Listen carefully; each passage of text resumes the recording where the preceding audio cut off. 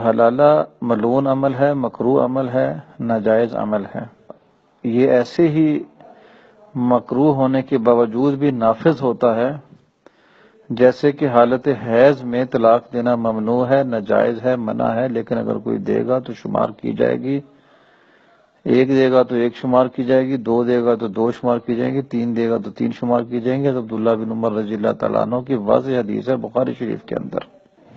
تو باوجود مکروہ ہونے کے نکاح، شادی اور رجعت ان کے احکامات لاگو ہوتے ہیں، تو اس لیے یہ حلالہ اس کے لیے ہے جو تین طلاق واقع ہو جانے کے بعد بھی اکٹھا رہنے پر مصر ہو اور غیر مقلدین سے فتویٰ لا کر دوبارہ پھر سے رہنا شروع کر دینے کے لیے تیار ہو اور ساری زندگی حرام کاری اور بدکاری کرنے پر آمادہ ہو جائے۔ اس کو کہا جاتا ہے کہ ساری زندگی کی حرام کاری اور بدکاری کی بجائے ایک رات کا ملعون اور مکروہ عمل کر لو، وہ تمہارے لیے اچھا ہے۔ یہ ہے حلالے کی حقیقت۔ حلالہ نبی علیہ الصلوۃ والسلام نے فرمایا کرنے والا بھی لعنتی، کروانے والا بھی لعنتی ہے، دونوں ہی لعنتی ہیں۔ اور لعنت کوئی معمولی چیز ہے؟ یہ شیطانی قیاس جو تمہارے دماغ میں آئے، شاید شیطان نے بھی یہی کہا ہوگا۔ خیر ہے، لعنت تو ہو گئی ہے، پر دیکھو نا، آدم کو سجدہ بھی تو نہیں کیا نا۔ یہی قیاس اس خبیث کے ذہن میں بھی آیا ہوگا، شیطان خبیث اور مردود کے ذہن میں بھی یہ خیال آیا ہوگا، چلو خیر ہے، لعنت ہو گئی نا، پر دیکھو نا، آدم کو سجدہ بھی تو نہیں کیا نا، وہاں سے تو میں بچ گیا نا۔ یہ اس نے کمال کیا ہے، کہاں بلندیوں پر تھا، کہاں پستیوں میں آ پڑا، اور اس بات پہ خوش ہوتا رہے کہ کوئی بات نہیں، لعنت ہو گئی مگر آدم کو سجدہ تو نہ کیا۔ کتنی بڑی لعنت بھاری چیز ہے، کوئی اندازہ ہے؟ ایک بندہ آسمانوں کی بلندیوں پر جنتوں میں، اور وہی جب لعنت پڑتی ہے تو پستیوں میں۔ یہ تو ظاہری طور پر یہ گرنا ہے نا، کہ آسمانوں سے زمین پہ آ گیا، فَاهْبِطْ مِنْهَا فَاخْرُجْ مِنْهَا، آسمان سے جنتوں سے نیچے آ پڑا، اور اب اوپر جا کر تو دکھائے، اب اوپر جا کر تو دکھائے کہ فرشتے اس کو کیسے مارتے ہیں۔ تو یہ ہے لعنت، اللہ نے شیطان پر لعنت کی، اور نبی علیہ الصلوۃ والسلام نے حلالہ کرنے والے پر لعنت کی ہے۔ لا حول ولا قوت الا باللہ۔ اس لعنت کو اتنی خوشی خوشی ایکسپٹ کرنا اے مقلدو تمہارا، کہ کوئی بات نہیں، لعنت تو ہو گئی، بیوی تو آ گئی نا۔ میں اس مولوی سے پوچھتا ہوں، اگر تیری بیوی کو طلاق ہو جائے، تیری ماں کو طلاق ہو جائے، تیری بہن بھتیجی اور بھانجی کو طلاق ہو جائے، جس کی بیوی کا تو حلالہ کروا رہا ہے، اپنی بیوی، اپنی بہن، اپنی ماں، اپنی بیٹی، اپنی بھتیجی، اپنی بھانجی، اسے حلالے کے لیے دے گا؟ میں چونکہ خود سابقہ مقلد ہوں، دیوبندی تھا، ایک دیوبندی میرے پاس فتویٰ لینے آیا، جناب یہ میرا رشتہ دار ہے، بڑا گبرو خوبصورت جوان، نامعلوم وہ وزیر تھا، مسعود تھا، مروت تھا، بٹنی تھا، کون سی پٹھان قوم سے تھا، خوبصورت نوجوان۔ کہا اس نے طلاق دی ہے، اس کو چاہیے فتویٰ۔ میں نے کہا جناب آپ اور میں پڑھے ہیں اکٹھے دونوں دیوبندیوں کے پاس، یہاں مقامی طور پر دارالعلوم نعمانیہ ہے، اور دیوبند کا ایک بڑا مدرسہ ہے، اور وہاں کے شیخ الحدیث تھے علامہ الہ الدین صاحب جو فوت ہو گئے ہیں۔ میں نے کہا جاؤ وہاں مفتی عرفان صاحب دیوبندی حیاتی ہیں، ان سے فتویٰ لو۔ اس کو گالیاں نکالی، کہتے وہاں نہیں جاتا۔ پتہ کیوں نہیں جا رہا تھا؟ وہاں اس خوبصورت گبرو جوان کی خوبصورت جو بیوی ہوگی نا، اس کے لیے فتویٰ لکھا جاتا حلالے کا۔ غیرت مند پٹھان تھا، برداشت نہیں کر رہا تھا، کہتا ہے نہیں قاری صاحب آپ نے مجھے فتویٰ دینا ہے، ادھر نہیں جاتا۔ کیوں؟ ادھر بھلا بیٹھی ہے، ہاؤ سب کچھ کھا جانے والی، ہڑپ کر جانے والی۔ اے مقلد مولویوں، تمہاری ماں، بہن، بیٹی کو طلاق ہو جائے، حلالے کے لیے دو گے؟ جس کی بیوی کا مولوی تو حلالہ نکال رہا ہے، اور کہا کہ خیر ہے لعنت ہوگی لیکن بیوی تو حلال ہو جائے گی۔ یہ کس امام نے کہا ہے، کس مجتہد نے یہ تجھے کہا ہے کہ لعنت اپنے گلے میں لو اور کام کر لو؟ اور پھر کہا کہ غیر مقلدوں کے پاس جاتے ہیں، تین طلاق ایک ہونے کا فتویٰ لیتے ہیں۔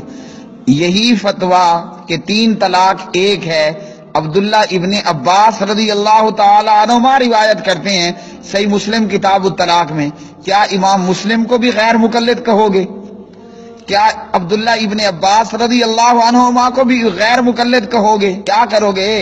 ان پر بھی غیر مقلد ہونے کا فتویٰ ٹھوکو گے کہ پیارے نبی علیہ الصلوۃ والسلام کی دور میں 3 طلاق ایک ہوتی، ابو بکر رضی اللہ عنہ کی خلافت کے دور میں 3 طلاق ایک ہوتی، عمر رضی اللہ عنہ کی خلافت کے پہلے 2 سالوں میں 3 طلاق ایک ہوتی، ان تمام پر اب غیر مقلد ہونے کا فتویٰ لگاؤ گے؟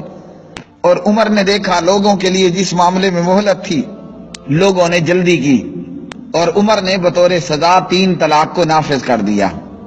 تو ان تمام پر بھی آپ لوگوں نے غیر مقلد ہونے کا فتویٰ لگانا ہے۔ امام ابن تیمیہ رحمہ اللہ پر بھی آپ غیر مقلد ہونے کا فتویٰ لگاؤ گے، اور کہ ساری زندگی اگر 3 طلاق ایک ہونے کا فتویٰ لیا ساری زندگی بے برائی کرے گا۔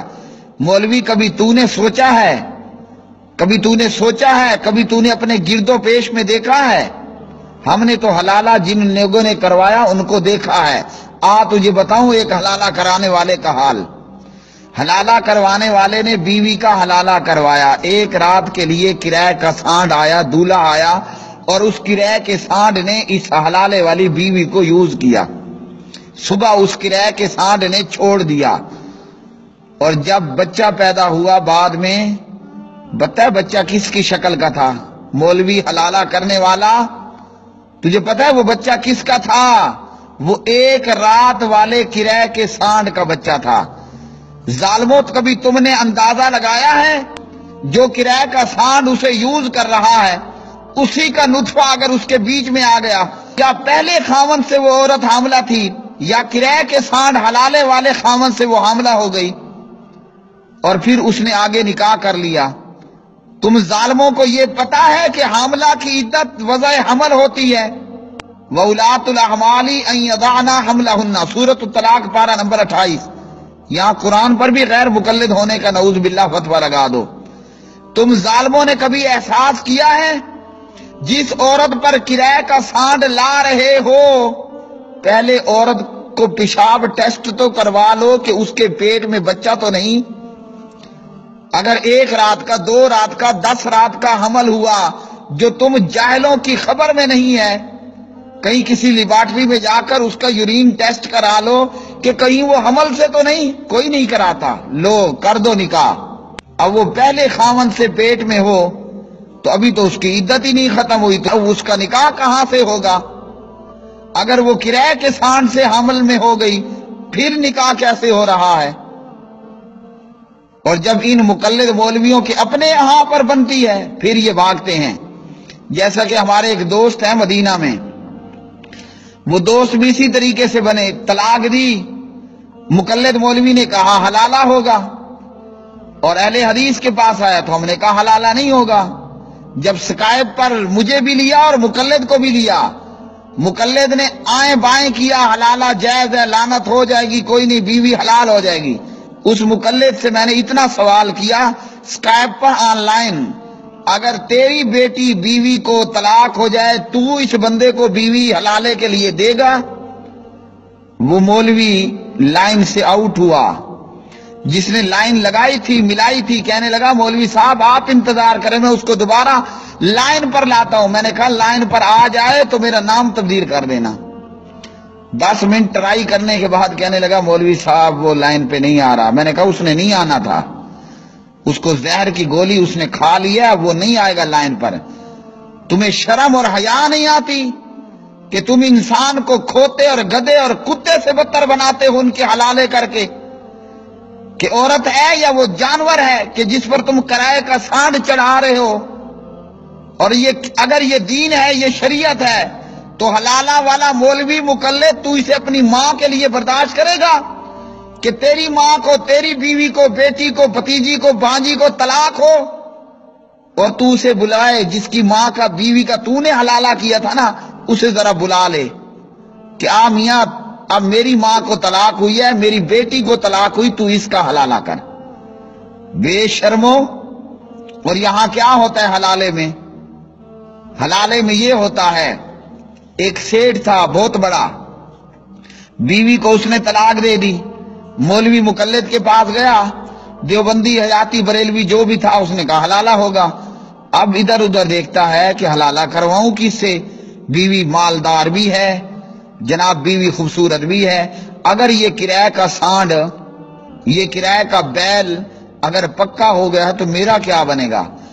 کرتے دھرتے آخر کار اپنے بنگلے یا اپنی فیکٹری میں سے ایک شودڑے قسم کا ملازم تلاش کیا، شودڑا یعنی فقیر ٹائپ کا ایک ملازم تلاش کیا، اسے کہا یہ معاملہ ہے، رات میں تیرا میری بیوی سے نکاح ہوگا، ٹھیک ہے، اور صبح تو نے طلاق دینی ہے اور اتنے ہزار تجھے مل جائیں گے۔ تم لوگوں کو احساس ہے کہ اس عورت پر کیا گزرتی ہے جس پہ کرایہ کا سانڈ چڑھایا جا رہا ہوتا ہے؟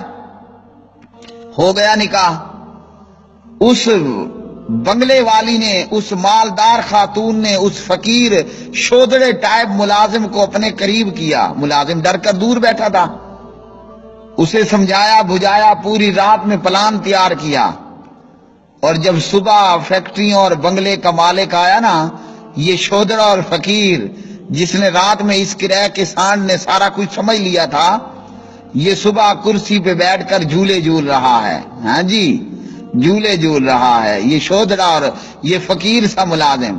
سیٹھ آ کر کہتا ہے اوئے اٹھ اور میری بیوی کو طلاق دے، یہ کہتا ہے اوئے بیوی میری ہے، میں کیوں طلاق دوں؟ تیری بیوی ہے تو میں کیسے طلاق دوں؟ میری بیوی ہے تو میں کیوں طلاق دوں؟ تیری بیوی ہے تو میں کیسے طلاق دوں؟ سن مقلد اور مر جا ڈوب کے۔ اور پیچھے کمرے سے اس بیگم نے آواز لگائی، او بغیرت نکل جا یہاں سے۔ اپنے طلاق دینے والے سے کیا کہا؟ نکل جا، دفع اور دور ہو جا۔ اور یہ نکلا، اور پتہ ہے کیسے نکلا؟ وہ فیکٹریاں بھی، وہ بنگلہ بھی اس بیگم کے نام پر تھا۔ شودڑے اور فقیر کی لگ گئی عید، اور سیٹھ صاحب منتیں کر رہے تھے دے دو طلاق، دے دو طلاق۔ وہ شودڑا اور فقیر کہتا ہے میری بیوی میں کیوں دوں طلاق، اور تیری بیوی میں کیسے دوں طلاق؟ تیری بیوی ہے تو خود طلاق لے لے، میری بیوی ہے تو میں تو نہیں دیتا طلاق۔ یہ ہوش ربا واقعات ہیں تمہاری اس بغیرتی اور لعنت پر مبنی عمل کے تعلق سے۔ تو اس لیے یہ وائس میرا عام مسلمان بھائی بہن جو بھی سنے، وہ چاہے دیوبندی ہو بریلوی ہو، اللہ تعالیٰ آپ تمام لوگوں کے گھروں کو آباد رکھے، شاد رکھے، ہنستا اور مسکراتا ہوا رکھے۔ اللہ نہ کرے اگر کبھی طلاق ہو جائے تو یاد رکھیے طلاق دینے کا صحیح طریقہ یہ ہے، ایک مجلس میں ایک ہی طلاق دیں بس، حیض سے پاک ہونے پر حالت طہر میں بغیر ہم بستری کیے ایک طلاق دینی ہے، یا جب بھی دیں طلاق ایک ہی دیں۔ اگر اللہ نہ کرے غصے میں آپ نے ایک دفعہ 50 دفعہ طلاق طلاق کہہ دیا، آپ کی بیوی کو ایک طلاق ہوئی، بھولے سے بھی ان لعنتیوں کے پاس نہیں جانا کہ جو لوگوں کی بیویوں، بیٹیوں، ماؤں، بہنوں کے حلالے کے لیے کرایہ کے سانڈ بن کر یا کرایہ کے سانڈ لیے تیار بیٹھے ہیں۔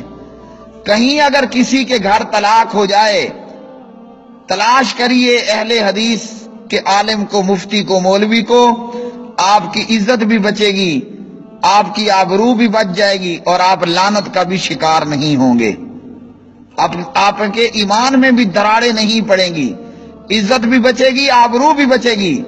اور جو چڑھا ان حلالہ خور مولویوں کے ہتھے تو پھر ان کی عزت بھی برباد، غیرت بھی برباد۔ جیسے ٹی وی کے ایک پروگرام میں ایک خاتون نے کہا، رو کر اس ٹی وی کے آن لائن پروگرام کے اندر، میرا خاوند کئی مرتبہ طلاق دے چکا ہے اور کئی مرتبہ مختلف مردوں سے میرا حلالہ کروا چکا ہے۔ یہ آدم کی بیٹی کا یہ حشر، یہ حوا کی بیٹی کا یہ حشر، کہ کوئی اپنی کھوتی اور گدی کا یہ حشر نہ ہونے دے۔ ظالموں، تم نے حوا کی بیٹی کا یہ حال کر دیا۔ چاہیے تو یہ تھا کہ اگر تم نے حلالہ نکلوانا تھا اس کا نکلواتے جس نے طلاق دی۔